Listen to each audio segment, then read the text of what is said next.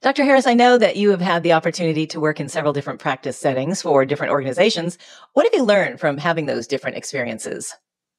我知道您在美国不同的地方东岸、南部都工作过，而且都是非常一流的试管医院。您那些经验怎么样带给您到今天 RSC 的工作？ Well, I have worked in a few different practice settings, and the most valuable takeaway for me is that there are just simply many different ways to accomplish the same thing.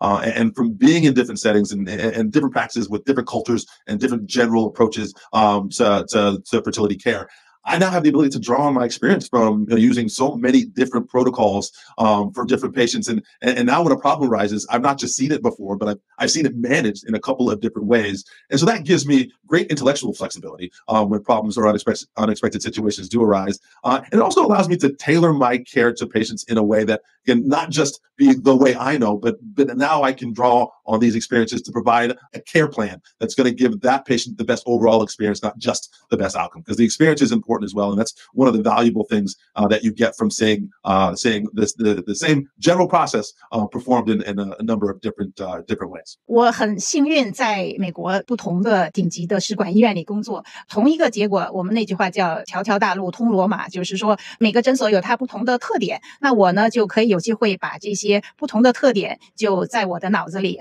当我自己看我自己病人的时候，我就可以好像一个电脑一样在不同的方式可以制定最好的治疗方案给到病人。And given that experience, what factors drew you to RSC in particular? 那你觉得您这些经验对于 RSC 来讲有什么价值？ Well, first and foremost, the people. The fertility world is a relatively small world, and so you tend to know a lot of the docs in various practices, particularly in your locale. And so I've known the folks here at RSC for quite a while, and I've always found them to be just incredibly thoughtful and just a wonderfully tight-knit group of providers. The philosophy here is also something that was really important to me. As the fertility landscape has changed, the economics have gotten in the way in some practice to some degree, and RSC has always had an incredibly strong ethical focus to their practice pattern.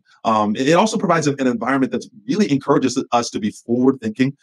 It's got an incredible foundation of standards and practices, but it allows us as individual doctors to explore unique paths that may be better suited to a particular patient situation. And then you can't talk about RSC without talking about the success rates. I think ultimately, having such an incredibly successful lab that has been doing tremendous work for such a long time really allows me the opportunity to know that I'm going to be able to provide the best possible care for our patients. We are in a very large national network, and RSC has consistently had the highest success rates, not just in California, but in the nation. And so that for me just provides the confidence that I know my patients are going to get the best possible care. And as long as I'm doing my job well, they're going to be very well suited. 因为我工作了不同的医院 ，RSC 对于我来讲，第一个印象就是他们以病人为中心，所有的都是以病人为出发点。